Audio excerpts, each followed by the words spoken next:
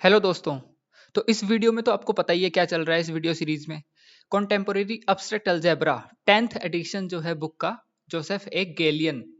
ठीक है, इसका 10th एडिशन हम करवा रहे हैं और इस 10th एडिशन में हम पेज नंबर 31 तक कर चुके हैं। 31 से हम आज करेंगे। ठीक है, तो यहाँ तक किया जा चुका है पिछली 3 वीडियोज में और आज हम देखेंगे मैथमेटिकल इंडक्शन। जो बुक में दिया हुआ है एज इट इज हम समझते हुए चल रहे हैं।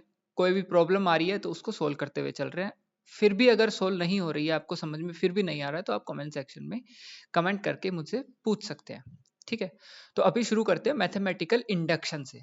तो मैथमेटिकल इंडक्शन, उसके बारे में कुछ पढ़ेंगे, फिर उसका first principle of mathematical induction का स्टेटमेंट देखेंगे। ठीक है, तो पहले देखते हैं there are two forms of proof by mathematical induction that we will use. दो फॉर्म होती है इसकी। Both are equivalent to the well ordering principle. Well ordering principle जो होता है उसके इक्विवेलेंट होती है दोनों जो इसकी फॉर्म होती है। The explicit formulation of the method of mathematical induction came in the 16th century. ठीक है, फ्रांसिस्को मोरोलिको फ्रांसिस्को मोरोलिको जो कि 1494 से 1575 तक उनका उन्होंने काम किया था। मतलब 1494 में वो बॉर्न हुए थे और 1575 में वो डेड हो गए थे। ठीक है, ए टीचर ऑफ गैलीलियो। ये जो फ्रांसिस्को मोरोलिको जो थे वो गैलीलियो के एक टीचर थे। Used in 1575 to prove that 1 plus 3 plus 5 plus dash dash dash 2n minus 1, इसका जो सम होगा, इसका सम n स्क्वायर के इक्वल होगा। ठीक है, इसको प्रूव किया था। उसके बाद में आते हैं ब्लेस पास्कल, जो कि 1623 में बॉर्न होते हैं और 1662 में वो डेड हो जाते हैं। used it when he presented what we now call Pascal's triangle for the coefficient of binomial expansion। ये binomial expansion के ऊपर ये सब चीजें दी हुई है। The term mathematical induction was coined by Augustus D. Morgan। सबसे पहले इन्होंने ये बताया था इस वर्ड के बारे में, इस टर्म के बारे में, मैथमेटिकल इंडक्शन के बारे में। ठीक है, अब देखते हैं इसका statement. First principle of mathematical induction. तो पहला प्रिंसिपल क्या है मैथमेटिकल इंडक्शन का, देखिए। Let S be a set of integers containing A. Set S जो है आपका एक सेट ऑफ इंटीजर्स है, ए को कंटेन कर रहा है। ठीक है, suppose S has the property that whenever some integer n greater than or equal to a belong to s।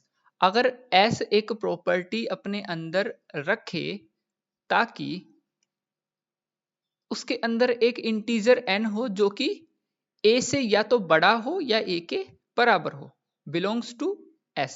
ठीक है, s के अंदर वो क्या करे, बिलोंग करे। देन उसके बाद में then the integer n plus 1 also belongs to s। तो इंटीजर n प्लस 1 भी आपके s के अंदर बिलोंग कर जाएगा। ठीक है, then s contains every integer greater than और इक्वल टू a। देन हम कह सकते हैं कि s जो है वो हर एक इंटीजर को अपने अंदर कंटेन करेगा जो कि a से या तो बड़े होंगे या a के बराबर होंगे। ठीक है, ये इसका स्टेटमेंट है। अब इसका प्रूफ देखते हैं, जो कि इन्होंने कहा है कि the proof is left as an exercise 33। जब एक्सरसाइज 33 हम करेंगे तब इसका प्रूफ हम देख लेंगे। तो इस स्टेटमेंट को एक बार और समझने की कोशिश करते हैं। फिर से मैं एक बार इसको रिपीट कर देता हूं। देखिए, let S be a set of integers. S क्या है भाई, सेट है इंटीजर्स का कंटेनिंग ए। ए पहले से उसके अंदर कंटेन हो रहा है। Suppose S has the property that whenever some integer n greater than or equal to belongs to s। अगर उसके पास में कोई n इंटीजर मिल जाए जो कि a से बड़ा है या फिर a के बराबर है, तो n प्लस 1 करने पर भी वो s के अंदर बिलोंग कर जाना चाहिए। मतलब आप अगर n को s में बता रहे हो जो कि a से बड़ा है या a के बराबर है, तो n+1 भी s के अंदर बिलोंग कर जाना चाहिए अगर s आपका एक इंटीजर्स का सेट है तो। ठीक है, every integer then s contains every integer greater than or equal to a। Okay, आगे पढ़ते हैं। so to use induction to prove that a statement involving positive integers is true for every positive integer।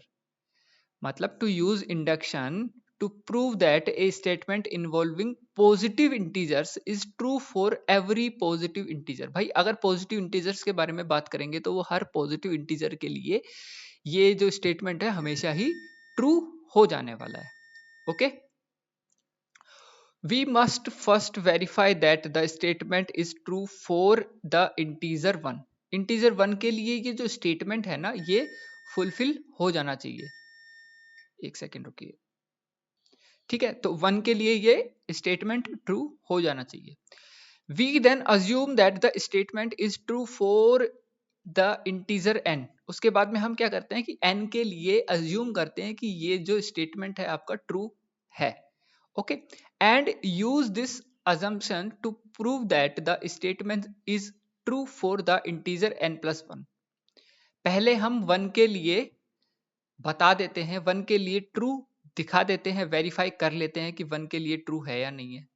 उसके बाद में हम n के लिए true उसको मान लेते हैं कि n के लिए ट्रू है। उसके बाद में हम इस अजम्पशन का यूज करके n+1 के लिए ट्रू उस स्टेटमेंट को बता देते हैं। ओके, ये तीन चीजें ही हम करते हैं और 11th क्लास के 4th चैप्टर से ही हम ये करते आ रहे हैं। ठीक है, कॉन्सेप्ट ऑफ मैथमेटिकल इंडक्शन का। और next example uses some facts about plane geometry. ठीक है, कुछ फैक्ट्स हैं प्लेन ज्योमेट्री के, उसको हम यूज करेंगे। Recall that given a straight edge and compass we can construct a right angle. हम राइट एंगल बना सकते हैं भाई, एक राइट एंगल हम क्रिएट कर सकते हैं। ठीक है, तो यहाँ पर बना करके तो नहीं दिखाया हुआ है लेकिन हम कंस्ट्रक्ट कर सकते हैं। तो अगले एग्जाम्पल में ही देखते हैं क्या बताना चाह रहे हैं। एग्जाम्पल नंबर 12 क्या बताना चाह रहे हैं। We use induction to prove that given straight edge a compass and a unit length we can construct a line segment of length under root n। Under root n line segment का हम एक यहाँ पर under root n length का एक line segment हम create कर सकते हैं for every positive integer n।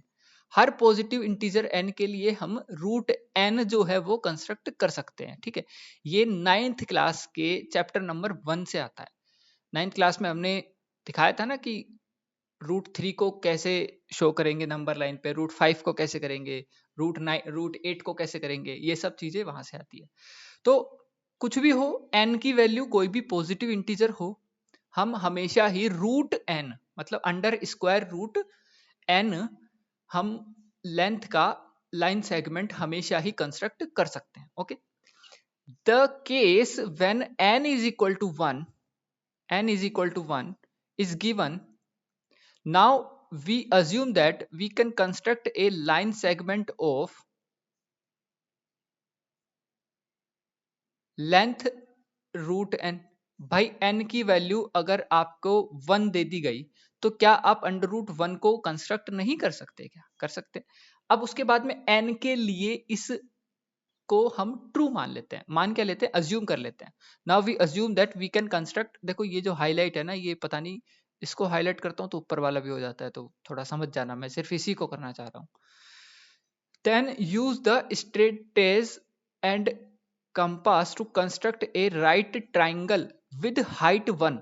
अब भाई आपने क्या किया ना, आपने ये रूट n लेंथ का एक लाइन सेगमेंट आपने क्या किया, यहाँ पे कंस्ट्रक्ट कर दिया।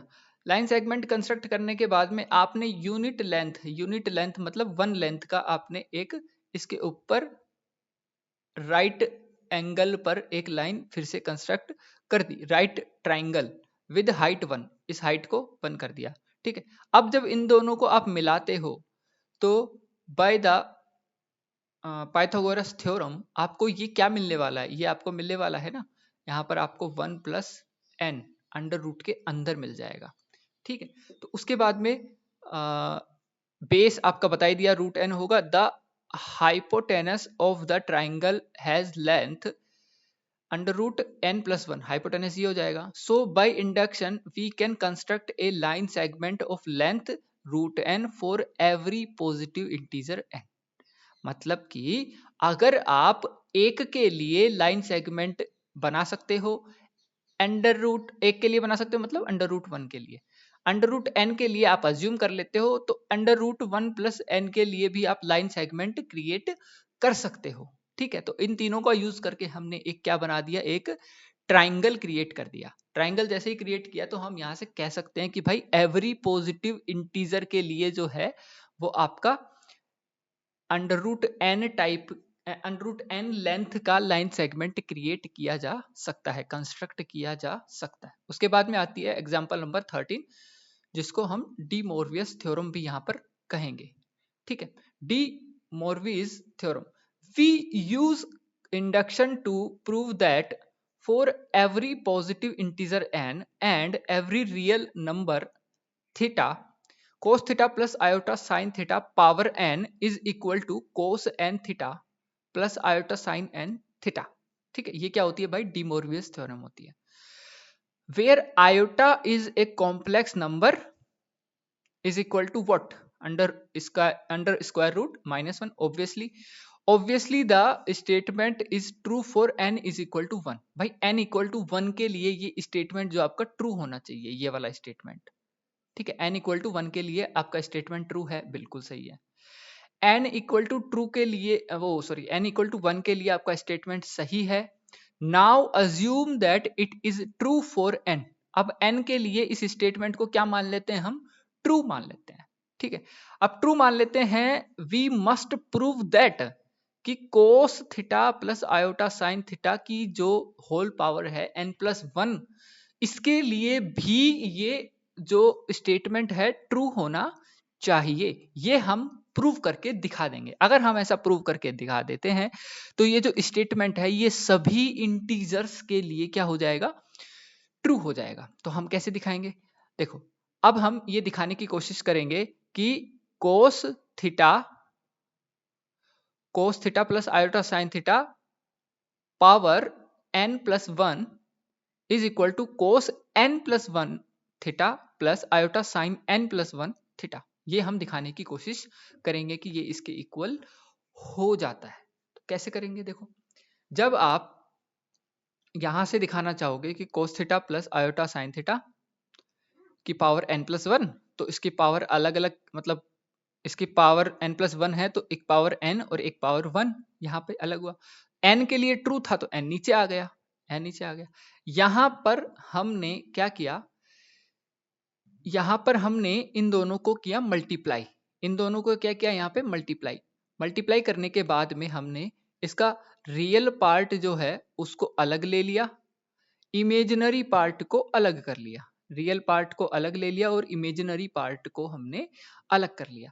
रियल पार्ट और इमेजिनरी पार्ट को जैसे ही हमने अलग किया, सो दैट हम यहाँ पर जो ट्रिग्नोमेट्रिक आइडेंटिटीज होती हैं, कोस अल्फा प्लस बीटा यहाँ पर लग जाएगा, एक सेकेंड रुकिए, कोस अल्फा प्लस बीटा और साइन अल्फा प्लस बीटा, इनके फॉर्मूलाज जब यहाँ पे हम अप्लाई करेंगे तो हमें लास्ट टर्म जो है वो cos n plus one theta plus iota n plus one theta ही मिलने वाली है।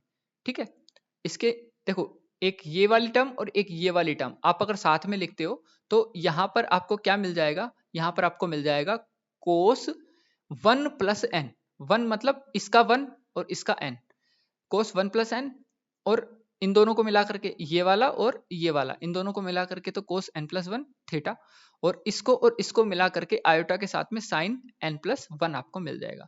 सो by induction the statement is true for all positive integers. In many instances the assumption that a statement is true for an integer n does not readily lend itself to a proof that the statement it is true for the integer n plus 1। इसको समझने की कोशिश करते हैं।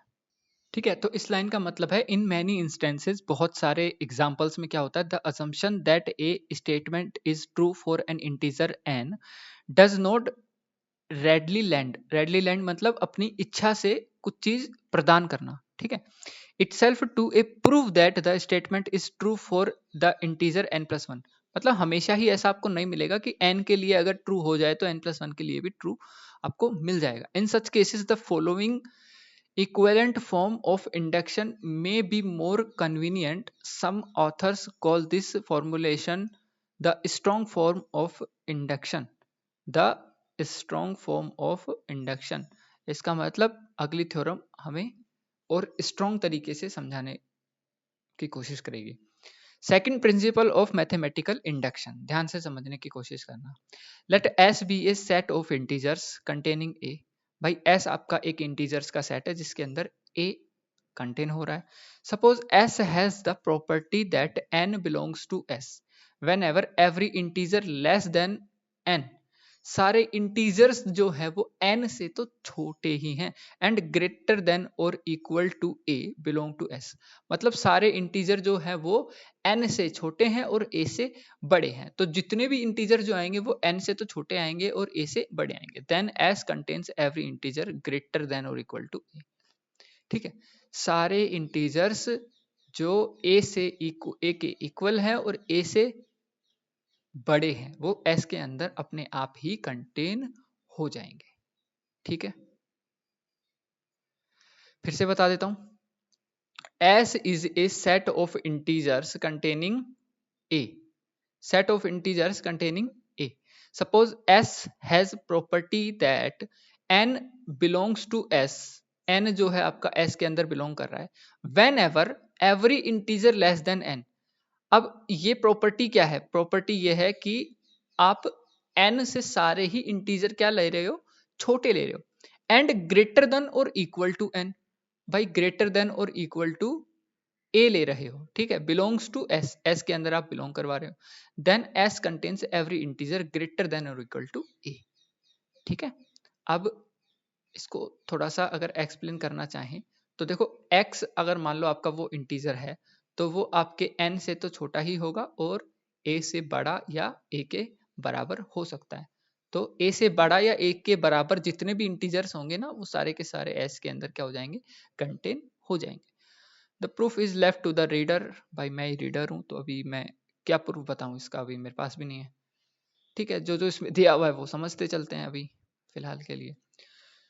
To use this form of induction we first show that statement is true for integer a integer के लिए ये statement सही है ऐसा हम क्या करते हैं, दिखा देते हैं। Then we then assume that the statement is true for all integers that are greater than or equal to a and less than n, and use this assumption to prove that the statement is true for n। भाई क्या करना है, सबसे पहले ए के लिए हमें दिखा देना है प्रूफ, ए के लिए ट्रू दिखा देना है। ए के लिए ट्रू दिखाने के बाद में हम अज्यूम कर लेते हैं कि सारे के सारे इंटीजर्स के लिए वो ट्रू है, जो इंटीजर्स आपके ग्रेटर देन और इक्वल टू ए है और लेस देन एन है, ये हम अज्यूम कर लेंगे। Use this assumption to prove that the statement is true for n. ठीक है, उसके बाद में देखते हैं हम 14th example, 15th example and then उसके बाद में इक्विवेलेंस रिलेशन वगैरह तो सब पढ़े हुए हैं, जल्दी जल्दी हो जाएंगे। ठीक है, मैं कोशिश करूंगा ये जो चैप्टर है ये बहुत जल्दी खत्म हो आपका और हम ग्रुप पे पहुंचे। ठीक है, तो देखो एग्जाम्पल नंबर 14 क्या कह रहे हैं, we will use the second principle of mathematical induction with an a is equal to 2 to prove the existence portion of the fundamental theorem of arithmetic। भाई फंडामेंटल थ्योरम ऑफ अर्थमेटिक हमने पढ़ी ली, ठीक है, उसको हम यहाँ पे क्या करते हैं, प्रूव करते हैं। ठीक है, let S be the set of integers greater than 1। S क्या है यहाँ पे, सेट ऑफ इंटीजर्स है एक से बड़ा, that greater than 1 that are primes or product of primes. अब भाई इतना तो हमें पता ही है कि फंडामेंटल थ्योरम ऑफ अर्थमेटिक क्या कहता है कि कोई भी इंटीजर जो होगा, कोई भी इंटीजर होगा वो एक से अगर बड़ा है तो वो या तो प्राइम है या फिर प्राइम का ही एक प्रोडक्ट है, ठीक है। Clearly 2 belongs to S, now we assume that for some integer n S contains all integers के विद, भाई एंड एक इंटीजर आपका k जो है वो 2 से बड़ा हो और n से छोटा हो, बिल्कुल पॉसिबल हो सकता है। We must show that n जो है अब आपका s के अंदर बिलोंग करता है, ये हमें क्या करना है, प्रूव करना है, ठीक है। If n is a prime then n तो अपने आप ही s के अंदर कंटेन हो गया, क्योंकि प्राइम नंबर भी क्या होता है भाई, एक इंटीजर ही तो होगा ना, वो तो बाय डेफिनेशन आपका s के अंदर आ गया। If n is not a prime, अगर n आपका प्राइम नहीं है, then n can be written in the form a b, भाई ए बी की फॉर्म में लिखा जा सकता है। क्यों लिखा जा सकता है, बिकॉज n अगर एक इंटीजर है तो आप n को प्राइम बोलोगे या फिर प्राइम के प्रोडक्ट बोलोगे, किन्हीं दो प्राइम का प्रोडक्ट आप बोलोगे, 3 प्राइम के प्रोडक्ट बोलोगे, ठीक है। तो इस तरह से हम इसको बोल सकते हैं। तो वेयर आपका जो n है वो a से भी बड़ा है और 1 से भी बड़ा है, और n जो है वो b से भी बड़ा है और 1 से भी बड़ा है, ठीक है। Since we are assuming that both a and b belong to s, we know that each of them is a prime or a product of prime, ठीक है भाई। हमें पता है कि ए और बी जो है वो एस के अंदर बिलोंग करते हैं, या ए और बी खुद ही प्राइम होंगे या फिर क्या होंगे, प्रोडक्ट ऑफ प्राइम होंगे, okay. Thus n is also a product of primes, n भी क्या होगा, आपका प्रोडक्ट ऑफ प्राइम यहाँ पे बन जाने वाला है, okay. This completes the proof, यही हमें यहाँ पे क्या करना था, प्रूफ करना था। Notice that it is more natural to prove the fundamental theorem of arithmetic with the second principle of mathematical induction than with the first principle. अब second principle से बहुत आसान हो गया ना इसको प्रूव करना, बस यही बताना चाह रहे हैं। Knowing that a particular integer factor as a product of primes does not tell you anything about factoring the next larger integer, ठीक है। Knowing that, ये जानते हुए, the particular integer factor as a product of primes, particular integer factors जो है ना वो primes के फैक्टर, प्राइम्स के प्रोडक्ट हैं, ठीक है। डज नॉट टेल यू, ये आपको नहीं बताता है anything about factoring the next larger integer, अगला जो लार्जर इंटीजर है उसके बारे में आपको कोई नॉलेज यहाँ पे नहीं देता है। Does knowing that 5280 is a product of primes help you to factor 5281 is as a product of primes, मतलब क्या आप 5280 के बाद जस्ट बाद में 5281 जो आपको मिलता है, क्या उसके बारे में आप बता सकते हो कि ये प्रोडक्ट ऑफ प्राइम्स है। डज नोइंग दैट 5280 जो है वो एक प्रोडक्ट है प्राइम का, तो उससे जस्ट बड़ा एक हम नंबर ले लें 5281, तो क्या 5281 को हम बोल सकते हैं कि वो भी प्रोडक्ट ऑफ प्राइम होगा या फिर एक प्राइम नंबर होगा, सो दैट ये यहाँ पे नहीं बताया जा सकता, ओके। आगे बढ़ते हैं। The following problem appeared in the brain boggler section of the January 1988 issue of the science magazine Discovery, ठीक है। Problems like this one are often called chicken McNugget, क्या है ये, chicken McNugget problem, postage stamp problem for Frobenius, क्या है ये, Frobenius coin problem, originally McDonald's sold its chicken nuggets, यार पता नहीं है क्या है क्या नहीं है, आई डोंट नो, ये हमारे मतलब इंडिया से रिलेटेड नहीं है, बाहर का कुछ है। ये जो भी है ये प्रॉब्लम हमें नहीं पता क्या प्रॉब्लम है, तो होगा कुछ इनका अलग ही। तो ब्रेन ब्रोगलर ये देख लेते हैं थोड़ा सा क्या है भाई। Brain boggler by Maxwell Carver, copyright used in permission, ठीक है, ये भी काम का नहीं है। तो जो काम का है ना वो लेते हुए चलते हैं, जो काम का नहीं है उसको स्किप करते हुए चलते हैं, तो जस्ट बी देयर, ओके। और इतना ज़्यादा लोड लेने की जरूरत नहीं है कि यार जो कुछ लिखा हुआ है हमें सब कुछ ही आना चाहिए, सो दैट अभी देखते हैं example number 15। The quarter Quakertown poker club plays with blue chips worth $5 and red chips worth $8. Which is the largest bet that cannot be made? भाई अब ये जो ब्लू चिप्स जो है वो poker club, quicker town poker club place with, अब ये जो गेम होता है, ये गेम ही मुझे नहीं पता क्या होता है, अब इसको गेम को समझना पड़ेगा पहले तो ये एग्जाम्पल ना ले तो ही बेहतर है ना, क्योंकि ये गेम समझना पड़ेगा। बेसिक चीजें हमें जो सीखना था ना, हमने सीख लिया है। देखो बेसिक चीज ये थी, प्रिंसिपल हमें देखना था, हमने देख लिया है। अब ये जो गेम जो इन्होंने बताया है, ये वहीं का गेम है यार, हम इसको कैसे रिलेट करेंगे, बहुत ज्यादा टाइम वेस्ट होएगा। पहले गेम समझेंगे, देन उसके बाद में फिर आपको समझाऊंगा ऐसे क्या है क्या नहीं है, तो इससे अच्छा इसको स्किप ही कर देते हैं, ठीक रहेगा। कॉन्सेप्ट हम स्किप नहीं कर रहे हैं, ये गेम वहां के गेम हैं जिन्होंने ये बुक लिखी है, तो इसलिए हम इसको स्किप कर रहे हैं। ओके, हो सकता है कि कोई ऐसा एग्जाम्पल हम बाद में करें जिसमें ये जो थ्योरम है, ये जो कॉन्सेप्ट है, ये थ्योरम यूज हो उसमें, जो कि हमारे मतलब डेली लाइफ से रिलेटेड हो या फिर किसी और रूप में हमें यूज आए। ठीक है, तो आगे इसको यूज कर लेंगे। अभी फिलहाल के लिए ये जो गेम वगैरह है, ये हमें समझने में बहुत ज़्यादा टाइम लग जाएगा और फालतू इसको समझ करके कोई फायदा भी नहीं है। ठीक है, बस ये यही बताना चाह रहे हैं कि ऊपर वाला जो थ्योरम है वो सही है। ओके, उसके बाद देखते हैं इक्विवेलेंस रिलेशन। जो रिलेशन हम पढ़ते हैं उसी का एक फॉर्म है इक्विवेलेंस रिलेशन। कितने होते हैं भाई टोटल रिलेशंस आपके पास में? रिफ्लेक्सिव होता है, सिमेट्रिक होता है, ट्रांजिटिव होता है, और जब ये तीनों मिल जाते हैं तो आपका इक्विवेलेंस रिलेशन मिल जाता है। तो सबसे पहले थोड़ा सा इसका रीड कर लेते हैं क्या दे रखा है। In mathematics things that are considered different. देखो एक चीज मैं ना अभी आपको क्लियर कर देता हूँ कि इस बुक में बहुत सारी चीजें इनरिलेवेंट है। इरेलेवेंट इसलिए मैं बोल रहा हूँ क्योंकि ये बुक जो है वो इंडियन ऑथर की नहीं है, बाहर के ऑथर की है, जोसेफ ए गैलियन।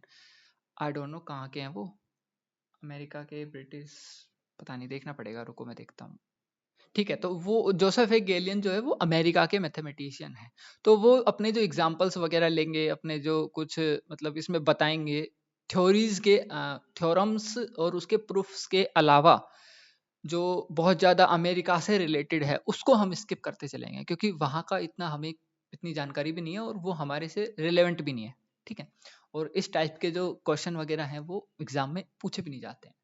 ठीक है, तो ये इक्विवेलेंस रिलेशन देख लेते हैं क्या कहना चाह रहा है। In mathematics things that are considered different is one constant may be viewed as equivalent in another context. ठीक है, things that are considered different in one constant may be viewed as equivalent in another constant. मतलब एक constant, एक context में दो चीजें तो बराबर हो सकती है और दूसरे कॉन्टेस्ट में दो चीजें डिफरेंट हो सकती है मैथमेटिक्स में। ठीक है, तो कॉन्स्टेंट वो जो कॉन्टेस्ट जो होता है, कॉन्टेस्ट पर डिपेंड करता है कि हम दो चीजों को बराबर बताएं या फिर अलग अलग बताएं। Okay, we have already seen one such example, indeed the sums 2 plus 1 and 4 plus 4 are certainly different in ordinary arithmetic but are the same under modulo 5। modulo 5 जब हम करते हैं तो हमें हमेशा सेम ही यहाँ पे मिलने वाला है, इसमें भी 3 मिलेगा, इसमें भी 3 मिलेगा। congruent triangles that are situated differently in the plane are not the same but they are often considered to be the same in plane geometry. Okay, in physics, vectors of the same magnitude and direction can produce different effects. Okay, a 10-pound weight placed 2 feet from a fulcrum produces a different effect than a 10-pound weight placed 1 feet from a fulcrum। ये fulcrum क्या होता है, एक second रुकिए। Fulcrum का मतलब होता है बेस, आधार। ठीक है, फलक्रम। तो 2 फीट से अगर आप 10 पाउंड को रख रहे हो तो वो अलग तरह से आपका बिहेवियर रखेगा, इफेक्ट करेगा। ठीक है, और 1 फीट से रख रहे हो तो वो अलग तरह से आपका बिहेव करेगा 1 फुट से। Okay, but in linear algebra vectors of the same magnitude and direction are considered to be the same. What is needed to make these distinctions precise is an appropriate generalization of the notion of equality. What we needed to make these distinctions, ये जो distinctions हैं उनको precise, distinctions को precise बनाने के लिए हमें क्या चाहिए, हमें ये जो distinctions है उनको precise बनाने की जरूरत है यहाँ पे, जहाँ मतलब appropriate generalization किया जा सके, ठीक है. That is, we need a formal mechanism for specifying whether or not two quantities are the same in a given setting. ठीक है, दो क्वांटिटी सेम है या फिर अलग अलग हैं और गिवन सेटिंग में. Okay, this mechanism is an equivalence relation. अब इक्विवेलेंस रिलेशन की जो डेफिनेशन है वो हम यहाँ पे देख लेते हैं. Equivalence relation, N equivalence relation on a set S is set S is a set R of ordered pair of elements of S such that. इसका मतलब है कि is a set R of ordered pair of element of S. देखो, an equivalence relation on a set S. S के ऊपर जो equivalence relation होता है वो क्या होता है, is a set R. ये क्या होता है, set R of ordered pair of elements of S. S के एलिमेंट्स का ऑर्डर्ड पेयर अगर R के अंदर आता है तो उसको हम इक्विवेलेंस रिलेशन बोलते हैं. मतलब ये तीन चीजें फुलफिल होनी चाहिए, ठीक है. फर्स्ट क्या है, ए अगर R में आ रहा है for all A belonging to S, ठीक है, रिफ्लेक्सिव प्रॉपर्टी उसमें होनी चाहिए. मतलब A जो है वो रिलेटेड होना चाहिए A से, A खुद से रिलेटेड होना चाहिए, जो रिलेशन आप डिफाइन कर रहे हो उसके ऊपर. ओके, अब दूसरा है ए बी से अगर रिलेटेड है तो ये इंप्लाई करना चाहिए बी को ए से भी रिलेशन रखना है. अगर ए आपका बी से रिलेटेड है, बी से रिलेशन रख रहा है, तो ये इंप्लाई करना चाहिए कि बी भी ए से रिलेशन रखेगा. इसका मतलब है सिमेट्रिक प्रॉपर्टी. थर्ड है ए बी से रिलेटेड है तो बी, और ए बी से रिलेटेड है एंड बी सी से रिलेटेड है, तो ये इंप्लाई करना चाहिए कि आपका ए जो है वो डायरेक्ट यहाँ से सी से रिलेटेड हो जाने वाला है. क्या हो जाने वाला है, सी से रिलेटेड हो जाने वाला है. ओके, तो ये तीनों मिलकर के क्या बन जाते हैं, आपके इक्विवेलेंस रिलेशन बन जाते हैं. उसके बाद में कुछ थोड़े बहुत नोटेशन वगैरह हैं, इसको हम देख लेते हैं फटाफट से. एंड देन उसके बाद में क्या बचेगा देखते हैं एक बार, कुछ एग्जांपल्स बचेंगे, फिर पार्टीशन देखेंगे हम क्या होता है, और देन उसके बाद में इक्विवेलेंस क्लासेस पार्टीशन देखेंगे क्या होते हैं, ठीक है. एंड उसके बाद में हम देखेंगे मैपिंग फंक्शंस और one to one and onto mapping. And then properties of functions देखेंगे. प्रॉपर्टीज ऑफ फंक्शंस के बाद में एक्सरसाइज स्टार्ट हो जाएगी. तो मैं कोशिश करूंगा कि ये वीडियो, इसी वीडियो के अंदर ये मतलब पूरा कंप्लीट करवा दूं, क्योंकि इसके अंदर ना बहुत ही बेसिक चीजें हैं. ऐसा कुछ भी नहीं है जो बहुत हार्ड हो, जो आप पहली बार पढ़ रहे हो, क्योंकि पहले का पढ़ा हुआ है सबका, ठीक है. ये जो रिलेशन वगैरह, फंक्शन वगैरह, ये जितनी भी चीजें सबकी पहले पढ़ी हुई है 11th-12th में, इनफैक्ट बीएससी में भी. ओके, तो अभी इस पैरा को देखते हैं. when R is an equivalence relation on A, when R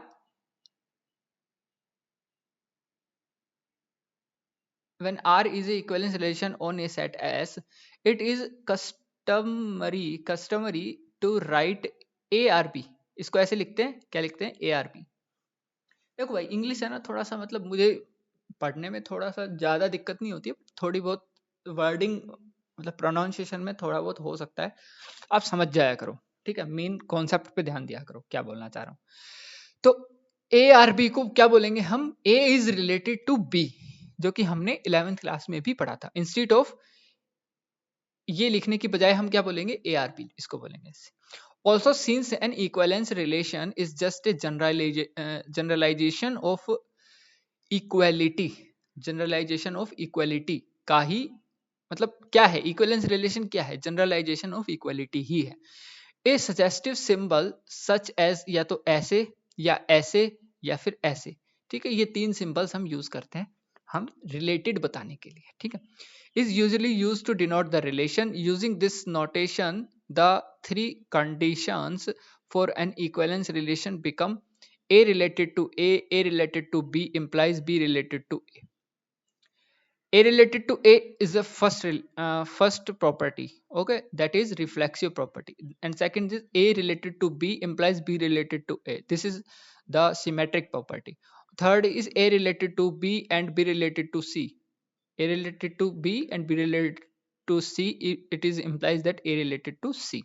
Okay, if this sign is called an equivalence relation on a set S and A belonging to S, then the set capital bracket of A is equal to all those X containing S containing inside S such that X is related to A. वो सारे element जो आपके A से related होते हैं, ठीक है, उसी को हम क्या बोल देंगे भाई, इक्विवेलेंस क्लास बोल देंगे. क्या बोल देंगे, इक्विवेलेंस क्लास. अब ध्यान से ये वाली चीज देख लेना, ठीक है, यहां से लेकर के यहां तक अच्छे से आप देख लेना इसको,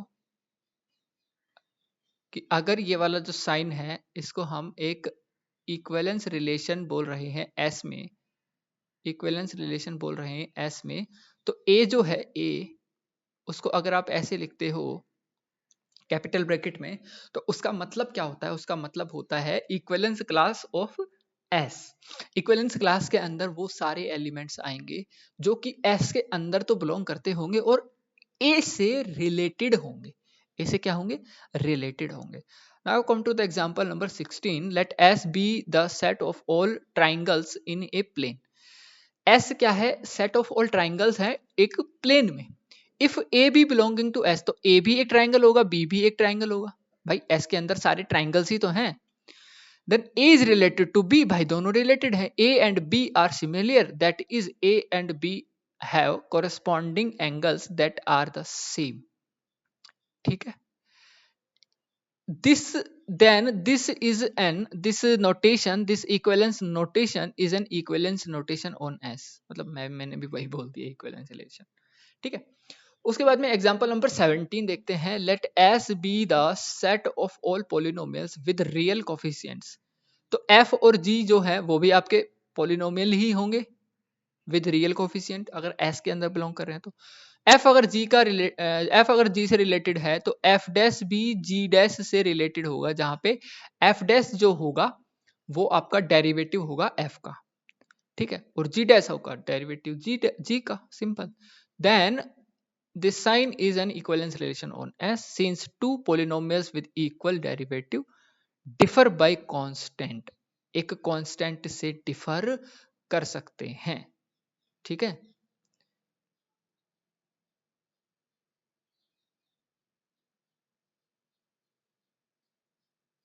रियल कोफिशिएंट्स, एक सेकेंड वी विल. उसके बाद में देखिए, since two polynomials with equal derivatives, अगर इक्वल डेरिवेटिव है तो भी वो डिफर कर सकते हैं बाय ए कांस्टेंट. अगर इसके पास में अलग कांस्टेंट है, इसके पास में अलग कांस्टेंट है, तो डेरिवेटिव तो सेम ही होगा ना उन दोनों का. भाई कांस्टेंट तो जीरो हो जाएगा डेरिवेटिव करने पे, तो डिफर कर सकते हैं. We see that for any f in S, एक एफ है जो एस के अंदर है. आपका एफ क्या है, एक पोलिनोमियल है एस के अंदर. एस क्या है, set of all polynomials with real coefficients. तो एफ की इक्विवेलेंस क्लास क्या होगी, एफ की इक्विवेलेंस क्लास होगी कि अगर आप एफ में एक सी जोड़ दो, और वो सी क्या होना चाहिए, एक रियल नंबर होना चाहिए, रियल नंबर होना चाहिए, तब जाकर के आप उस एफ की क्लास को डिफाइन कर पाओगे, इक्विवेलेंस क्लास को. थोड़ा सा ब्रेक लेते हैं, रुकिए. Now example number 18. एक बार देख लेते हैं, वॉइस ठीक आ रही है, okay. Example number 18 is says that let s be the set of integers and let n be a positive integer. s एक सेट है इंटीजर का और n एक पॉजिटिव इंटीजर है, और a और b अगर s में कंटेन हो रहे हैं तो डिफाइन कर रहे हैं ये कि a is related to b if a mod n is equal to b. A mod n is equal to B mod n, अगर ऐसा है then A is related to B, ठीक है. And this sign is nothing but an equivalence relation on S. Okay, so if that is if A minus B is divisible by n, अगर ऐसा होता है, हमने पहले भी देखा था कि अगर A A mod n is equal to B mod n अगर होता है, ये तभी होता है जब A माइनस n जो होता है वो n से डिविजिबल हो. ओके, उसके बाद में कह रहे हैं कि A की इक्विवेलेंस क्लास जो है, A की इक्विवेलेंस क्लास जो है वो कैसे बनेगी. A की इक्विवेलेंस क्लास बनेगी A plus K into n, और K इस बार आपके S से लिया जा रहा है. और S के अंदर क्या थे भाई, S के अंदर थे सेट ऑफ इंटीजर्स, मतलब n, S के अंदर सारे इंटीजर्स थे. ओके, और n जो है वो आपको पॉजिटिव इंटीजर है. K आपका कोई एक इंटीजर है जो S से आ रहा है. A की इक्विवेलेंस क्लास में A plus k n type के एलिमेंट्स आएंगे. Okay, since this particular relation is important in abstract algebra, we will take the trouble to verify that it is indeed an equivalence relation. ठीक है, हम इसको verify करेंगे कि क्या ये इंडीड रिलेशन है. Certainly a minus a is divisible by n. ठीक है भाई, यहाँ तक ये तो हो गया आपका वेरीफाई कि a माइनस ए जो होता है वो डिविजिबल बाय n होगा, because a minus a is what, zero. Zero is divisible bye every integer. Okay, aspect zero. Okay, n is A positive integer ना, तो पॉजिटिव इंटीजर से तो ये हमेशा ही डिविजिबल हो जाएगा. So that a is equivalent, a is related to a, equivalence relation with a. okay, for all a in S, सारे a जो आपके S के अंदर आ रहा है उनके लिए a से ही कनेक्टेड हो, मतलब रिलेटेड हो गया. Next, assume that a is related to b, से a minus b is equal to rn. अब a minus b is equal to rn कैसे आया, बिकॉज a b अगर रिलेटेड है तो इसका मतलब ये है कि आप यहां से बोल रहे हो कि a मोड n और b मोड n आपके इक्वल हैं. ठीक है, ये आप डेफिनेशन ही दे रहे हो, खुद ही डेफिनेशन दे रहे हो कि अगर a और b s में आते हैं देन a b से रिलेटेड है. इफ a मोड n और b मोड n इक्वल हो जाए तभी जाकर के ये a से रिलेटेड हो जाएगा. Okay,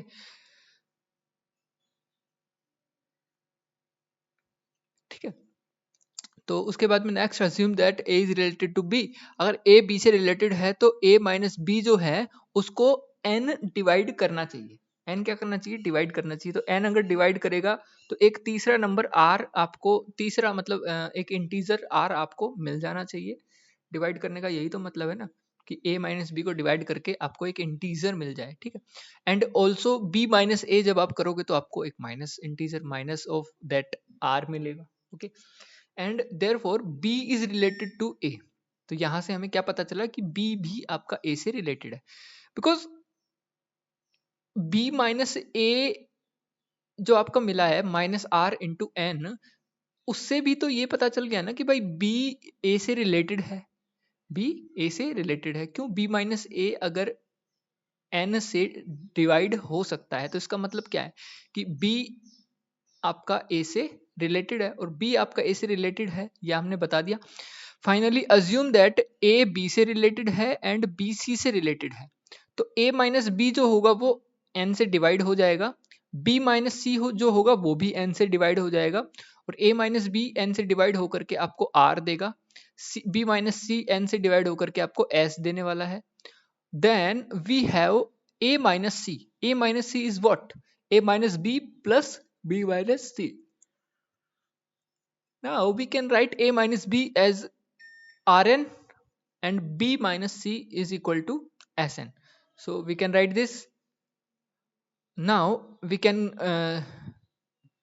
common n, then r plus s यहाँ पे बच जाएगा, so that आप a minus c को जब देखते हो तो वो आपको मिलता है सम इंटीजर इंटू n. तो इसका मतलब क्या हुआ कि भाई a माइनस सी जो है ना वो भी n से डिवाइड हो गया, मतलब a माइनस सी n से डिवाइड हो गया। a मोड n और c मोड n इक्वल हो गए, मतलब a जो है वो c से क्या हो गया, रिलेटेड हो गया। ओके, देन नेक्स्ट एग्जांपल देखते हैं। Let this sign be as in example number 18। Example number 18 में इस साइन का मतलब क्या बताया था, इस साइन का मतलब बताया था is an equivalence relation on set S. Okay, तो इसके अंदर इक्विवेलेंस रिलेशन बताया था। And let n is equal to 7। n की वैल्यू इस बार क्या दे दी आपको, 7 दे दी। Then we have 16 is related to 2, 9 is related to -5। अब 16 2 से रिलेटेड कैसे हुआ, ये हम कैसे बता सकते हैं? बिकॉज अगर n की वैल्यू 7 है तो 16 माइनस 2 करने पर हमें कितना मिलेगा, 14, और 14 आपका 7 से डिवाइड होना चाहिए। 9 माइनस -5 करने पर आपको कितना मिलेगा, वापस से 14, और 14 आपका किससे डिवाइड होता है, 7 से। 23 भी आपका 3 से रिलेटेड है, क्यों, क्योंकि 23 माइनस 3 करने पर आपको कितना मिलेगा, 21, जो कि 7 से डिवाइड हो जाता है। So that we can write कि 1 की जो इक्विवेलेंस क्लास है, 1 की जो इक्विवेलेंस क्लास है उसके अंदर कौन कौन आ सकता है, 1 की इक्विवेलेंस क्लास के अंदर कौन कौन आ सकता है। तो 1 की इक्विवेलेंस क्लास के अंदर आ सकते हैं -20, -13, -6, 1, 8, 15। ये सब क्यों आ सकते हैं 1 की इक्विवेलेंस क्लास के अंदर? बिकॉज आप यहां से देख पा रहे हो कि a जो है ना, a उसकी वैल्यू यहां पर आपको, सॉरी, n की जो वैल्यू है वो आपको दे रखी है यहाँ पे 7। n की वैल्यू आपको यहाँ पर 7 दे रखी है। 7 आपको n की वैल्यू दे दी, यहां पर देखो इधर, ये n आपको दे दिया 7 और ये a आपको दे दिया 1। तो 1 की इक्विवेलेंस क्लास में कौन आएगा, जो एलिमेंट आपके 7 से डिवाइड होने के बाद में आपको 1 ऐड कर रहे हो उसमें। ठीक है, 7 से डिवाइड होकर के 1 ऐड कर रहे हो या फिर सब्सट्रैक्ट कर रहे हो, हाँ ऐड कर रहे हो। ओके, 7 से डिवाइड करने के बाद में हम 1 ऐड कर रहे हो। तो देखो -20 जो है उसमें हमने 1 ऐड किया, तो 1 ऐड किया, कब ऐड किया, 1 7 से डिवाइड होने के बाद में 1 ऐड किया। तो जब इसमें हम 1 माइनस कर देंगे तो हमें क्या मिलेगा, -20 -1 इज इक्वल टू -21, और -21 is divisible by 7, so -21 is divisible by 7 is equal to what, -3। तो आपको -3 मिल जाएगा। ठीक है, इसी तरह से -13 है, माइनस अब 1 है, 1 आपको कब मिला, जब आपने ऐड किया आफ्टर डिवाइडिंग बाय 7। तो पहले क्या था, 0 था, उसको 7 से डिवाइड किया, प्लस में आपने 1 किया, तब जाकर के आपको 1 मिला। 8 है, 8 में आपने मतलब 7 है, 7 को आपने 7 से डिवाइड किया, प्लस में 1 किया, नहीं नहीं नहीं नहीं, 8, हाँ प्लस में 8, एक सेकेंड, 8 कैसे मिलेगा,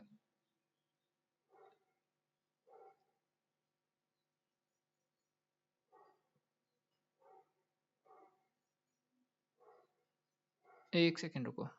देखो इसको ना समझने का एक तरीका और निकाला है मैंने, तो इस तरह से भी समझ सकते हैं। देखो फिर से देखना, ये आपका, मैं थोड़ा सा और डीपली एक्सप्लेन करता हूँ, इसको थोड़ा सा समझने की कोशिश करना। ये एक की इक्विवेलेंस क्लास है और इसको हम क्या बोल रहे हैं, इसको हम बोल रहे हैं a plus k n. Okay, where k comes from s।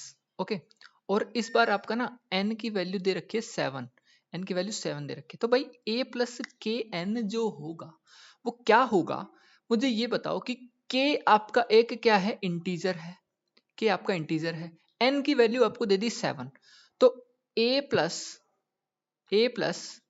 7 की, a प्लस 7 के में से अगर आप हर बार, अगर आप हर बार a को माइनस कर देते हो, a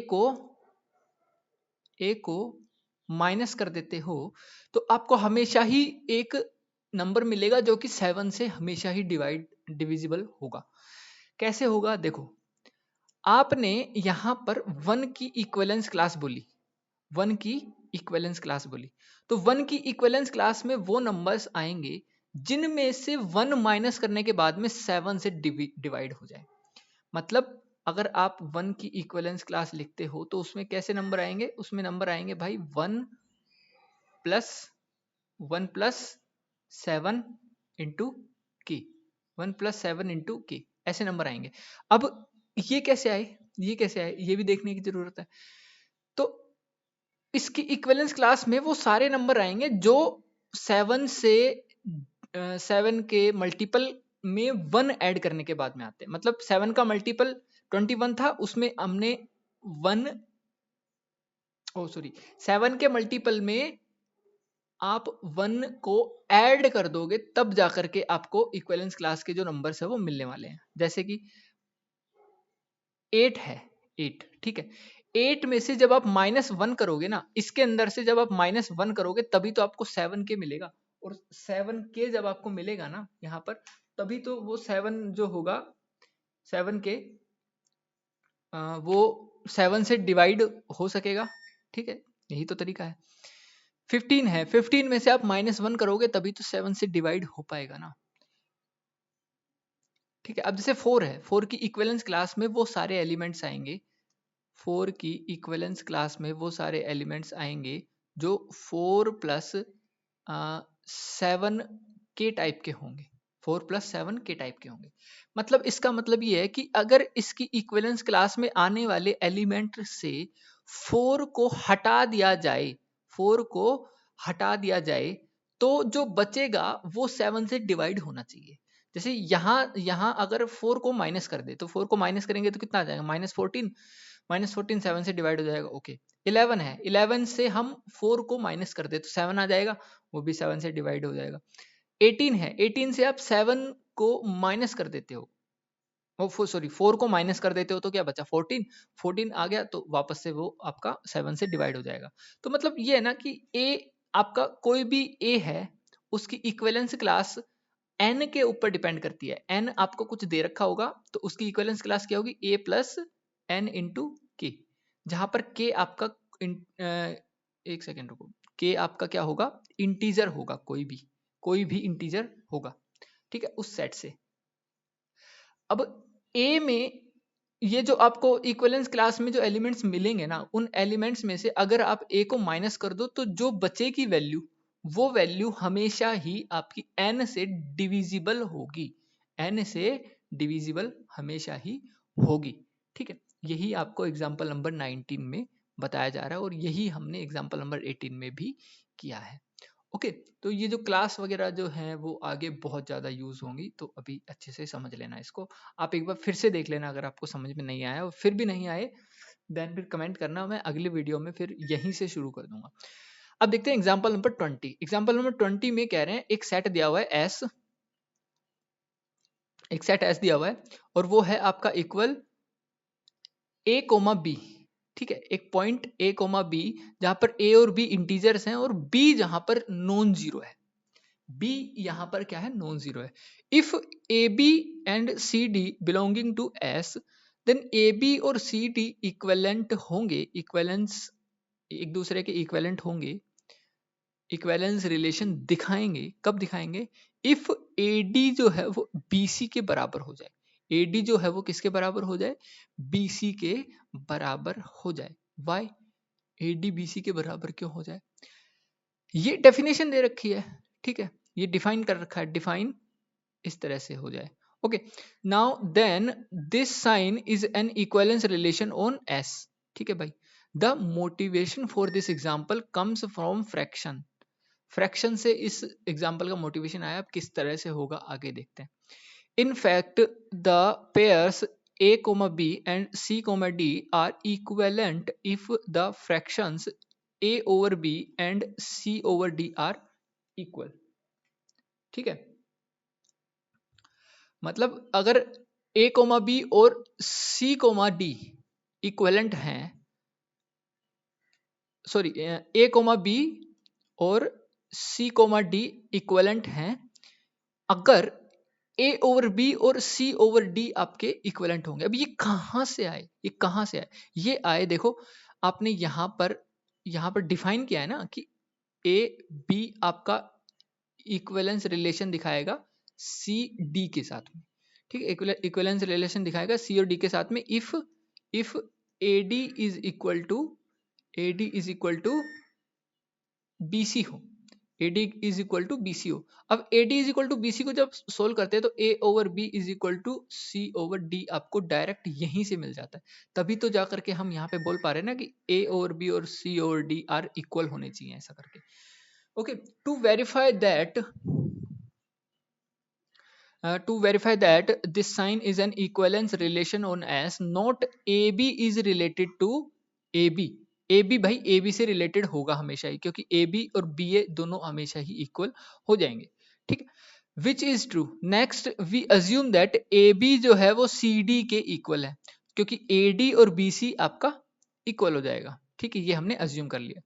we have CD is equivalent to AB provided that CB आपका DA के इक्वल होगा।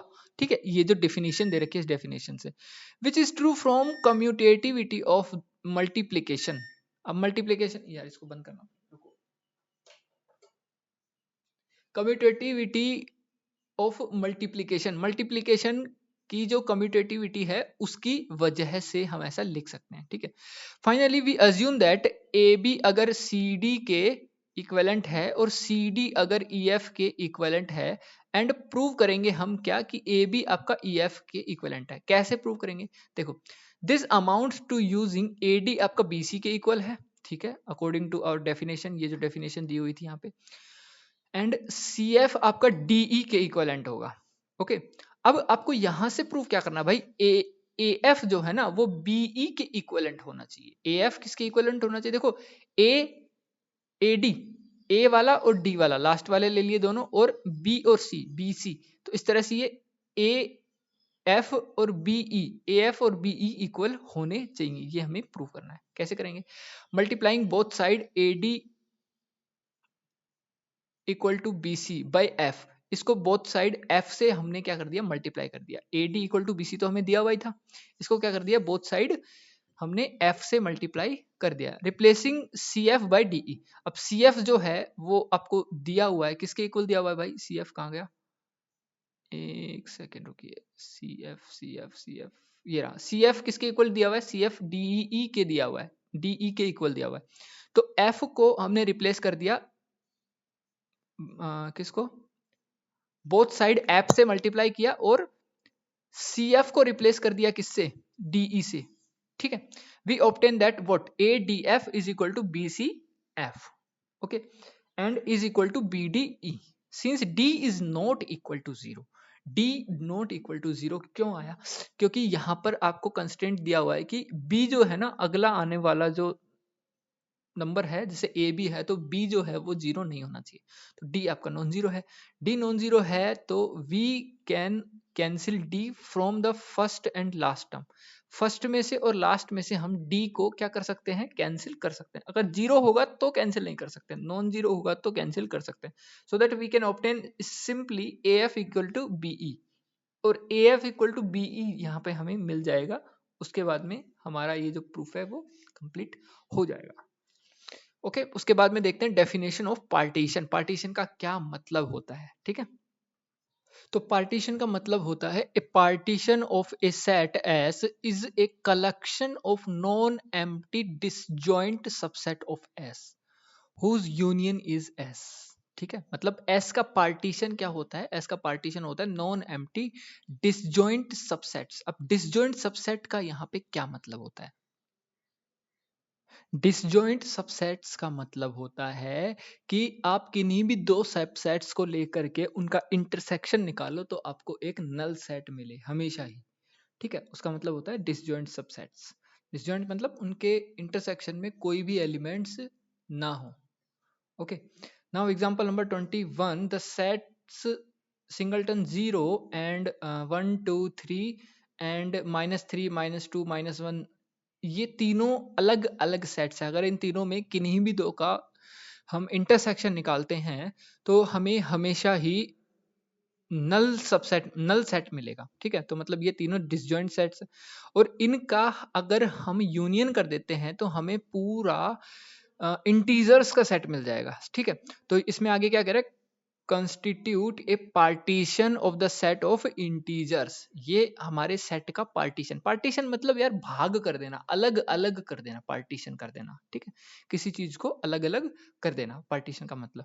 Now example number 22, the set of non negative integers. Non negative integers का मतलब है जीरो से लेकर के और 1 2 3 4 5 ये सब मतलब होल नंबर्स, ठीक है। The set of non-positive integers do not partition the integer since both contain zero। ये दोनों पार्टीशन नहीं होंगे क्योंकि दोनों का इंटरसेक्शन जब हम लेंगे तो जीरो एज ए हमें एज ए सबसेट मिल जाएगा, और जीरो जैसे ही मिल जाएगा तो वो एम्प्टी सेट या फिर नल सेट नहीं होगा, so that this is not A partition. The next theorem reveals the equivalence relation and partitions are intimately इंटरट्विन्ड। इंटरट्विन्ड देखो ये क्या कहना चाह रही है, ये लाइन आपको बताता हूँ। The meaning of this line is, सबसे पहले पढ़ देता हूँ। द नेक्स्ट थ्योरम, अगली थ्योरम जो आने वाले, reveals that equivalence relations and partitions are intimately intertwined. Intertwined का मतलब होता है कि two things that have become deeply and closely connected और एसोसिएटेड विद ईच अदर। एक दूसरे के साथ में बहुत गहराई से कहीं ना कहीं कनेक्टेड हो, ठीक है। तो इसका मतलब ये होता है इंटीमेटली इंटरट्विन्ड, मतलब दो चीजें कहीं ना कहीं गहराई से कनेक्टेड हो। सो दैट आगे देखते हैं, partition of S into R for subsets, ठीक है। ये दिया हुआ है फिगर, देखते हैं आगे कहीं यूज होगा, शायद बताया होगा कुछ। तो अब देखते हैं theorem number 0.7। Theorem number 0.7 is equivalence classes partition. Equivalence classes partition, okay. The इसका स्टेटमेंट देखते हैं। The equivalence classes of an equivalence relation on a set. Equivalence classes of an equivalence relation on a set, set के ऊपर बात हो रही है, set S, okay, constitute a partition of S. भाई equivalence classes of an equivalence relation जो है वो आपका कंस्टिट्यूट करता है पार्टीशंस। किसके पार्टीशंस? एस के पार्टीशंस बनाता है, ठीक है। अगर इक्विवेलेंस क्लास के एलिमेंट्स अगर आप अलग अलग ले लेते हो, तो जैसे एक एलिमेंट दो है तो दो की इक्विवेलेंस क्लास अलग हो गई, तीन की इक्विवेलेंस क्लास अलग हो गई, और दोनों मिलकर के आपके एस के पार्टीशन बना देंगे, ठीक है।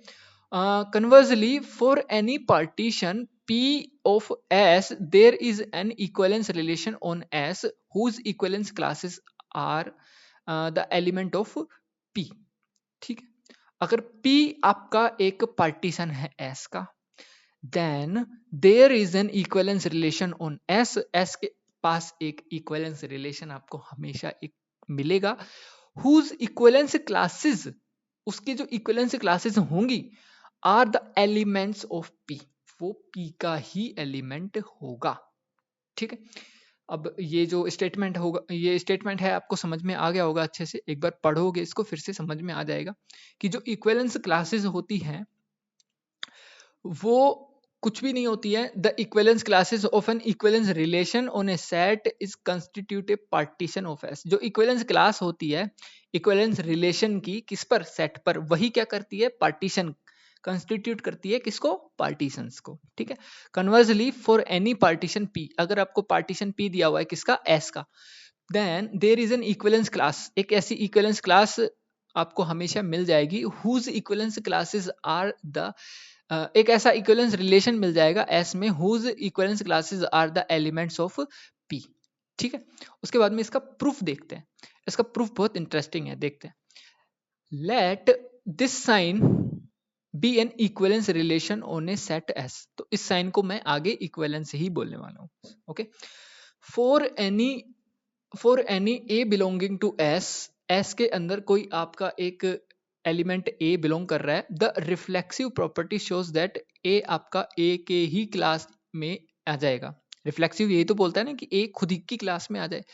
So class of A is non empty, class of A is non-empty and the union of all equivalence classes is A, ठीक है। तो यूनियन क्लास मतलब सारी इक्विवेलेंस क्लासेस का जो यूनियन करेंगे तो हमें S मिल जाएगा, ठीक है। और A जो है उसकी क्लास क्या है? Non empty. अभी तक यहां तक हमने प्रूव कर लिया है, मतलब देख लिया है, ठीक है।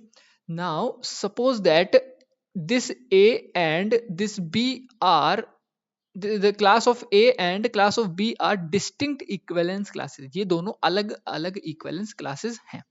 Okay, we must show that A और B की मतलब A की और B की जो equivalence class है उसमें जीरो हमें मिलना चाहिए, मतलब उसमें हमें intersection क्या मिलना चाहिए, 5 मिलना चाहिए. दो इक्विवेलेंस क्लास का, दो डिस्टिंक्ट इक्विवेलेंस क्लास का इंटरसेक्शन हमेशा 5 होता है. ठीक है, दो डिस्टिंक्ट इक्विवेलेंस क्लासेस का इंटरसेक्शन क्या होता है, 5 होता है. ये इक्वेशन वही रिप्रेजेंट करने की कोशिश कर रही है. ठीक है. On the contrary assume that C belonging to A intersection B, class of A intersection class of B. Okay, we will show that A is a subset of B itself. अब हम शो करेंगे अगर अगर हम converse के लिए ऐसा मान लेते हैं कि C आपका कोई एलिमेंट कोई नंबर है, कोई एलिमेंट है जो A और B की इक्विवेलेंस क्लासेस के इंटरसेक्शन में बिलोंग कर जा रहा है, so that we will show that कि A जो है ना वो या तो B के बराबर ही होगा, मतलब A की जो इक्विवेलेंस क्लास है वो B की इक्विवेलेंस क्लास के या तो बराबर होगी या उसका एक सबसेट होगा. ठीक है. To this end let X belonging to equivalence class of A.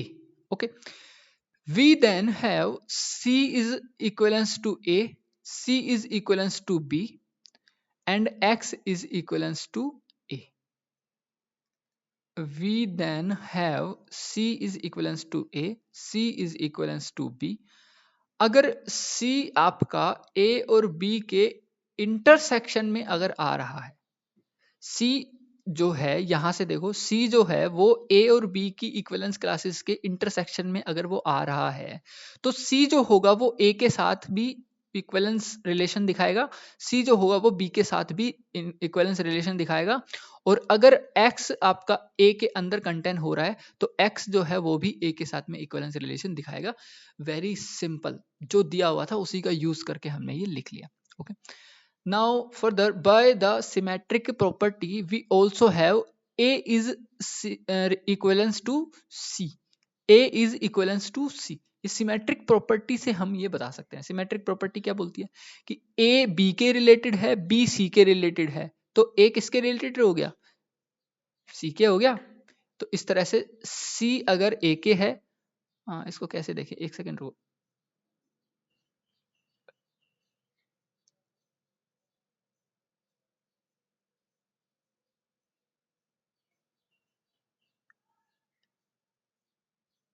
Equivalent, एक सेकेंड रुको, प्रॉपर्टीज में जाते हैं एक बार फिर से और ये देखने की कोशिश करते हैं symmetry. Okay okay okay okay, A B से रिलेटेड है तो बी को भी ए से रिलेटेड होना चाहिए. It's okay, got it. कहाँ थे, हाँ देखो, ए जो है वो सी से रिलेटेड है तो सॉरी सी ए से रिलेटेड है तो ए को भी सी से रिलेटेड होना चाहिए सिमेट्रिक प्रॉपर्टी से. ठीक है, सिमेट्रिक प्रॉपर्टी से. नाउ अब क्या बोलेंगे, दस द ट्रांजिटिविटी. ट्रांजिटिव प्रॉपर्टी क्या कहती है, ट्रांजिटिव प्रॉपर्टी कहती है कि x जो है वो c से भी रिलेटेड होगा. कैसे होगा भाई, x आपका a से रिलेटेड है, a आपका c से रिलेटेड है. देखो यहाँ पे लिख के बता देता हूँ, x is related to c, c is related to a, so that x is related to a. Okay, x is related, एक सेकेंड रुको, गड़बड़ गड़बड़ कुछ तो हो रही है. अरे गलत लिख दिया, फिर से लिखते हैं. देखो यहां से क्या दे रखा है आपको, x is related to a, x is related to a and a is related to c, so that x is related to c. ठीक है, x is related to c and by transitivity again x is related to also b. Why, because a b से related है क्या, एक second रुको देखना पड़ेगा. x c से रिलेटेड है, c आपका b से रिलेटेड है. ओके देखो, x आपका c से रिलेटेड है, c आपका b से रिलेटेड है. देखो यहाँ पे x आपका c से रिलेटेड हो गया, c आपका b से रिलेटेड हो गया, तो x यहाँ पे किससे रिलेटेड हो जाएगा, c सॉरी b बी से रिलेटेड हो जाएगा, ठीक है, एक्स आपका बी से रिलेटेड हो जाएगा। ये ट्रांजिटिविटी अभी देखी थी हमने क्या होता है। दिस इम्प्लाइज दैट कि ए जो है उसकी इक्विवेलेंस क्लास जो है ना वो या तो बी की इक्विवेलेंस क्लास के बराबर है या फिर उसी का एक सबसेट है।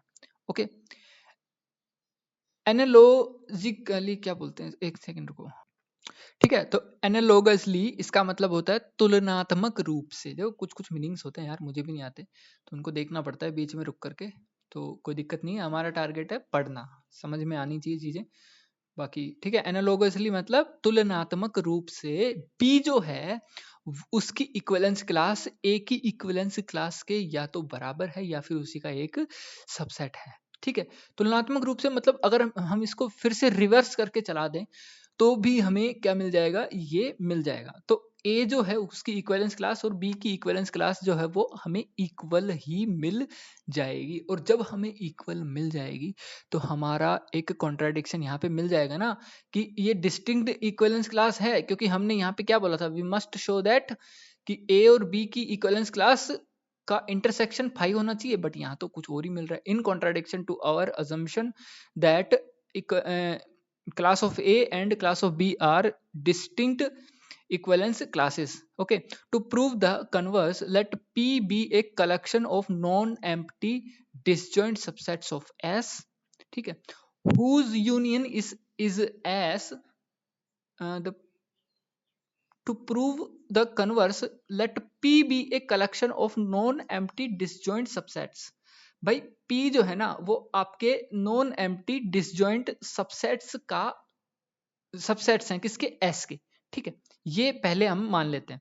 उसके बाद में whose union is S, union आपका एस है। ओके, अभी हम क्या प्रूव करेंगे, डिफाइन करेंगे ए आपका बी से रिलेटेड है, अगर ए और बी बिलोंग करते हैं the same subset in the collection, अगर ए बी से रिलेटेड है तो दोनों को एक ही क्लास में होना चाहिए, ठीक है। subset in the connection collection, we leave it to the reader to show that equivalence relation on S. अब हम इसको फिर से प्रूव कर सकते हैं कि एक सेकेंड रुको, मैं इसको करके दिखाता हूँ। करके दिखाने की ज़रूरत नहीं है, जब एक्सरसाइज ये करेंगे ना हम 53 वाली, तब उसके अंदर इसको प्रूव कर देंगे, ठीक है। अब देखते हैं फंक्शंस, फंक्शंस क्या होते हैं, उनका मतलब क्या क्या मीनिंग होता है, क्या ये सब चीज़ें हम फटाफट फटाफट देख लेते हैं क्योंकि हमारी पढ़ी हुई है पहले से ही। और फंक्शंस ख़त्म करने के बाद में इस वीडियो को यहीं पे एंड करेंगे, एंड देन उसके बाद में कल से यानी कि अगली वीडियो से इसकी जो एक्सरसाइज है उस एक्सरसाइज को कंप्लीट करेंगे, ठीक है। एक्सरसाइज की मैक्सिमम प्रॉब्लम मैं आपको करवा दूंगा, और कुछ प्रॉब्लम्स जो है मैं आपको आपके लिए यहाँ पर छोड़ देने वाला हूँ कुछ प्रॉब्लम्स, क्योंकि कुछ प्रॉब्लम छोड़ दूंगा और फिर भी अगर वो प्रॉब्लम नहीं आएंगी आपको देन फिर हम वो प्रॉब्लम मैं आपको करवा दूंगा। देन उसके बाद में जैसे ही ये चैप्टर 0 खत्म होता है उसके बाद में हम देखेंगे इंट्रोडक्शन टू ग्रुप्स। अभी कम से कम भी ना 2 दिन और लगेंगे मुझे ये एक्सरसाइज प्रॉब्लम्स खत्म करवाने के लिए, तो फटाफट फटाफट हम फंक्शंस देख लेते हैं और फंक्शन खत्म करने के बाद में इस वीडियो को यहीं पे एंड करते हैं। तो फंक्शन की डेफिनेशन देख लेते हैं और जो जो इसके अंदर मतलब रामायण दे रखी है, जो भी मतलब लिखा हुआ है इसके अंदर उसको फटाफट से पढ़ लेते हैं। Although the concept of function plays a central role in nearly every branch of mathematics, the terminology and notation associated with functions very quite a bit, ठीक है, वेरी करता है भाई फंक्शंस का जो मतलब नोटेशन वगैरह होती हैं ये सब चीज़ें। In this section we establish ours, in this इस सेक्शन में हम जो आगे इस मतलब ग्रुप थ्योरी या फिर रिंग थ्योरी या फिर फील्ड थ्योरी इनमें जो पढ़ने वाले फंक्शंस को लेकर के या फिर मैपिंग को लेकर के, तो उसमें हम कौन से नोटेशंस यूज करने वाले हैं वही चीजें यहाँ पर आपको इंट्रोड्यूस कर दी गई है, ठीक है। जैसे कि यहाँ पे फंक्शन को आप फाई से रिप्रेजेंट करोगे, है ना, कहीं एफ से कर देते हैं, कहीं मतलब किसी और सिंबल से कर सकते हैं, बट इस बुक में हम फाई से करने वाले हैं, सो दैट यहाँ पर फटाफट से इसकी डेफिनेशन देख लेते हैं। Definition function and mapping, function को ही मैपिंग बोलते हैं, ठीक है, फंक्शन बोल दो या फिर आप मैपिंग बोल दो। ए फंक्शन और mapping phi from a set A to a set B is a rule that assign to each element a of capital A exactly one element b of capital B, ठीक है, एक element को एक ही element के साथ में assign करता हो, ऐसा एक नियम, ऐसा एक रूल, ठीक है। The set A is called the domain of phi, set B is called the range of phi, या फिर बी को आप कोडोमेन भी बोल दो, कोडोमेन में से जो लिया जाएगा उसको हम रेंज बोल देंगे, ठीक। The set A is called the domain and B is called the range of phi if phi assign to B to A, if phi assigns b to a then b is called the image of a under phi। अगर b को आप a से assign करते हो phi में, b को आप a से असाइन करते हो phi में, सो दैट आप क्या बोलोगे, b को क्या बोलोगे आप a का इमेज बोलोगे, ठीक है, b को क्या बोलोगे a का इमेज बोलोगे। Okay then the subset of b comprising all the images of elements of A, जो सबसेट होगा B का जो सबसेट होगा ना भाई, उसके अंदर element images, all the images of elements of A के जितने भी एलिमेंट है ना उन सब के इमेज उठा करके आप बी मतलब उठा करके एक सेट बनाओगे ना, तो वो सेट आपका बी का सबसेट मिलेगा। सिंपली सब चीजें पहले से पता है आपको, ये सब चीजें, ठीक है। A is called is called the image of A under phi, इसको क्या बोल देंगे, इमेज बोल देंगे under phi। We use shorthand, okay, we use the shorthand phi such that A to B to mean that phi is a mapping from A to B, ठीक है। We will write phi A is equal to B, phi A जो है उसको B के equal है। B क्या है भाई, phi का आपका B जो है वो A का इमेज है, okay. phi such that A to B to indicate that phi carries A to B, phi जो है वो A से B में जा रहा है, इसका मतलब ये होगा। There are often different ways to denote the same element of a set in defining a function. In such cases one must verify that the function valued assigned to the elements depend not on the way the elements are expressed but on only the elements themselves। मतलब सीधी बात ये है इस line की कि हमें ये ना वेरीफाई कर लेना चाहिए कि फंक्शन की वैल्यूज जो असाइन है वो एलिमेंट्स के ऊपर डिपेंड नहीं करती है, ठीक है, वो एक्सप्रेशन कैसा दिया जा रहा है उस पर डिपेंड करती है। For example the correspondence 5 from the rational numbers to the integers given by phi a over b is equal to a plus b does not define a function since 1 over 2 is equal to 2 over 4, 1 over 2 is equal to 2 over 4, okay, but phi 1 over 2 is not equal to phi 2 over b, yeah, yes, ठीक है। To verify that a correspondence is a function, you assume that x is equal to x1 is equal to x2 to prove that phi x1 is equal to phi x2, ठीक है। अब यहाँ पर one and onto function का concept बता दिया है, ठीक है। अब यहाँ पे हम देखते हैं कॉम्पोजिट फंक्शन। कॉम्पोजिट फंक्शन का मतलब होता है फंक्शन के ऊपर फंक्शन लगा देना, फिर से फंक्शन लगा देना। कॉम्पोजिट फंक्शन देख लेते हैं भाई। Let phi such that A to B and psi बोलते हैं ना इसको, psi such that B to C, the composition psi phi is the mapping from A to C। अब ये A to C जा रहा है, ठीक है। psi phi A is equal to psi on phi on A, okay, for all A in capital A। इसका मतलब सीधा है भाई कि पहले आप अप्लाई करोगे ना, देखो साई फाई अगर आप लिख रखे तो पहले आप फाई को अप्लाई करोगे, इनपुट लगाओगे फाई में, उसके बाद में जो वैल्यू आएगी उसको एज एन इनपुट काम में लोगे साई के लिए। In calculus course, the composition of f with g is written like f of x, ठीक है, is defined by f of g x is equal to f of g of x। When we compose functions, we omit the circle। omit का मतलब क्या होता है, एक second. यहाँ पे जो omit का मतलब है उसको बोलते हैं छोड़ देना। सर्कल मतलब इनके बीच में जो बनाते हैं ना वो इसको छोड़ देना, ठीक है। Example number 23, f of x is equal to 2x plus 3 and g of x is equal to x square plus 1।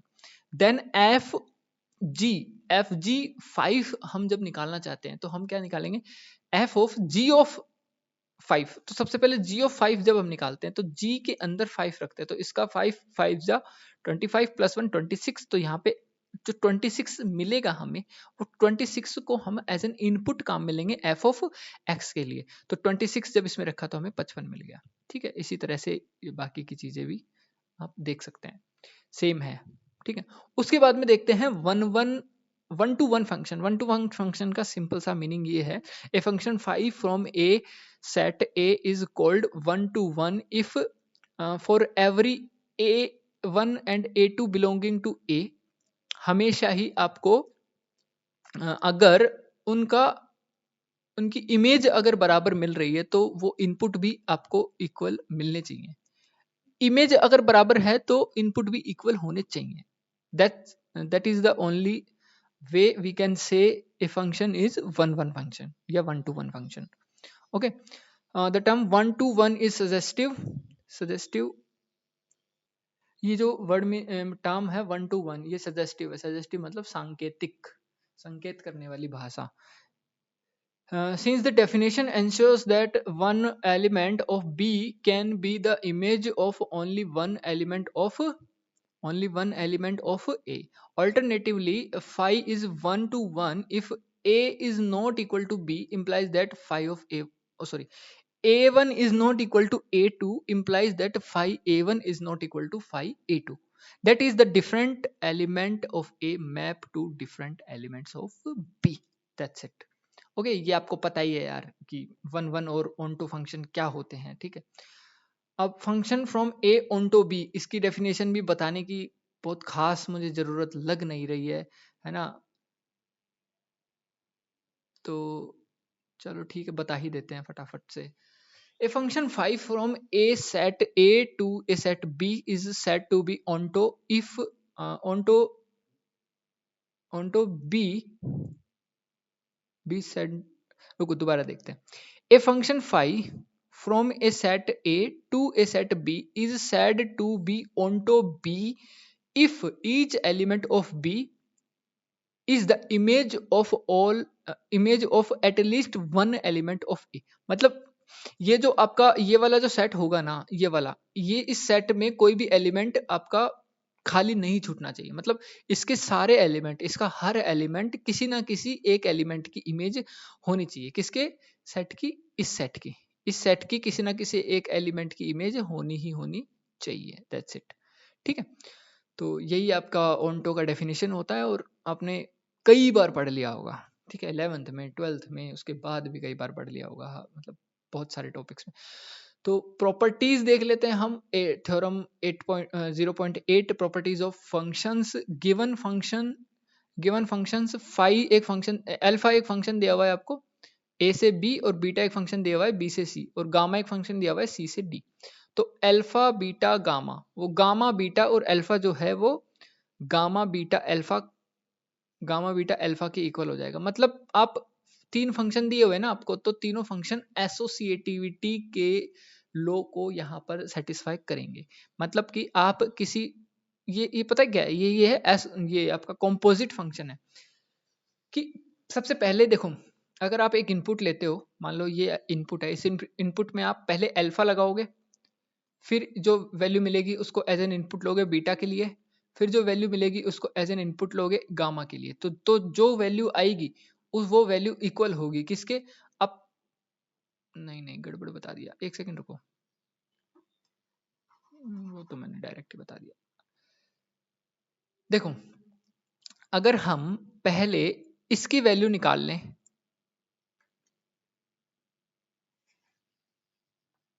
किसका खोला? ओके, देखो सबसे पहले ना हम एक इनपुट को अल्फा को दें, फिर जो इनपुट मिलेगा जो वैल्यू मिलेगी उसको इनपुट बना करके बीटा को दें। अब जो वैल्यू मिलेगी ना उसको इनपुट बना करके गामा को दें। तब जो वैल्यू लास्ट में आएगी वो वैल्यू आपकी इक्वल होनी चाहिए। अगर इनपुट हम अल्फा को देते हैं पहले, देन उसके पहले हम ये सोल्व कर लेते हैं कि गामा बीटा, उसके बाद में अल्फा अगर हम उसमें लगाते हैं, देन हमें जो वैल्यू मिलेगी इक्वल मिलनी चाहिए। That's it. ठीक है, अभी देखते हैं अगला। अगला है if alpha and beta are 1 to 1 then beta alpha is 1 to 1।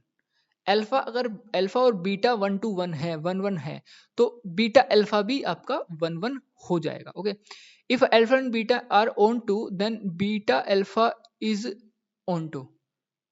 मतलब बीटा अल्फा, देखो इसमें ऐसा होता है कि अगर अल्फा, एफ और जी ये दो फंक्शन है आपके क्या है, 1 1 है। क्या है ये, 1 1 है। तो आप बीटा अल्फा करोगे ना तो भी आप, मतलब इन दोनों फंक्शंस का जब आप कॉम्पोजिशन देखोगे तो भी आपको क्या मिलेगा, 1 1 मिलेगा। अगर ये दोनों फंक्शंस क्या है, ऑनटो है, तो इनका कॉम्पोजिशन भी क्या मिलेगा आपको, ऑनटो मिलेगा। ठीक है, अब देखते हैं फोर्थ। फोर्थ में कह रहे हैं कि if alpha is 1 to 1 and onto then there is a function A inverse. एक ए इनवर्स फंक्शन होगा फ्रॉम बी टू ए। एक इनवर्स फंक्शन भी एग्जिस्ट करेगा B to A from B onto A. Okay, such that A alpha inverse alpha कर अगर हम ए पे लगाते हैं तो हमें वापस से ए ही मिल जाए, मतलब फंक्शन जो है आपका कैंसिल आउट हो जाए। For all A in capital A. Okay, अगर ए अल्फा अल्फा इनवर्स आप बी में लगाते हो, जैसे यहाँ पे लगाया हुआ है, बी में लगाते हो तो वापस से आपको बी ही मिल जाए, for all B in B. ठीक है, ये कब होगा, अगर आप 1 1 और ओंटो फंक्शन बता देते हो। मतलब सीधी सी बात ये है यार कि अल्फा और बीटा का इनवर्स फंक्शन तभी एग्जिस्ट करेगा जब दोनों 1 1 और ओंटो होंगे। That's it. कई बार पढ़ चुके हैं हम ये चीजें, तो इसका जो प्रूफ है वो मतलब इतना ज्यादा बताने की जरूरत नहीं है यार, हम कई बार कर चुके हैं। ओके, एग्जाम्पल नंबर जो है 24, अब जल्दी से देख लेते हैं। इसका मेरे को कोई ज़रूरत नहीं लग रही मुझे बताने की, क्योंकि डोमेन रेंज ये सब बताया हुआ है कि ये मतलब x को x क्यूब बना रहा है, तो यहाँ पे f ऑफ x तो 1 1 होता है, यस 1 1 होता है, यस। ये मोड जो फंक्शन होता है 1 1 होता है, नहीं। एक्स स्क्वायर जो फंक्शन होता है वैसे होता है, 1 1 होता है, नहीं है। ठीक है, ओंटो होता है, पहला वाला ओंटो होता है, नहीं। पहला वाला ओंटो नहीं होता ना, क्योंकि एक्स क्यूब जो फंक्शन है वो क्यूबिक फंक्शन ओंटो नहीं होता है। ओके, और एक्स, एक सेकेंड रुको, जेड में नहीं होता है, जेड में नहीं होता है। ठीक है, अगर आप रियल नंबर में देखते हो तो वो ओंटो आपको मिल जाएगा। ओके, एंड आपका रियल नंबर में होता है ओंटो, यस होता है। उसके बाद मॉडुलस फंक्शन जो होता है वो नेचुरल नंबर में क्या होता है, 1 1 होता है, नहीं होता, 1 1 नहीं होता, ओंटो होता है, यस। ठीक है, और जेड में आपका एक्स स्क्वायर क्या होता है भाई, ओंटो नहीं होता है। ठीक है, एक्स स्क्वायर आप ऐसे देखोगे तो जेड तो नीचे भी चलता है ना माइनस में, तो वो नहीं होता है। देन ये भी एक बार पढ़ ही लेते हैं, जब लास्ट तक पहुंच गए हैं तो देख लीजिए। To verify that x x x becomes x cube is 1 to 1 in first two cases. Notice that if x cube is equal to y cube, we may take the cube root of both side of the equation to obtain x is equal to y. ठीक है भाई, आपका जो image है उससे आप input वापस से ले आ रहे हो। Clearly the mapping from z to z is given by x from x cube is not onto, onto नहीं होगा, since 2 is the cube root, 2 is the cube of no integer. ठीक है, किसी भी इंटीजर का क्यूब नहीं है 2 जो है वो। However, x to x cube define an onto function from R to R since every real number is the cube of its cube root. Her real number जो है अपने क्यूब रूट का क्यूब होता ही है, तो फिर ये भी तो एक रियल नंबर ही होगा ना भाई। तो सिंपल सी बात है, ये आपका मिल जाने वाला है। तो बाकी की चीज़ें तो आपको पता ही होंगी। अगली वीडियो से जो एक्सरसाइज है उसकी प्रॉब्लम्स करवाई जाएंगी, और कोशिश ये की जाएगी कि 1 या 2 वीडियो के अंदर अंदर इसकी जो प्रॉब्लम्स हैं वो सारी की सारी प्रॉब्लम्स सोल्व हो जाएं, अच्छे से आपको समझ में आ जाएं, और अगर सोल्व भी पूरी ना भी करवाएं तो इसके हिंट्स आपको प्रोवाइड करवा दिए जाएं।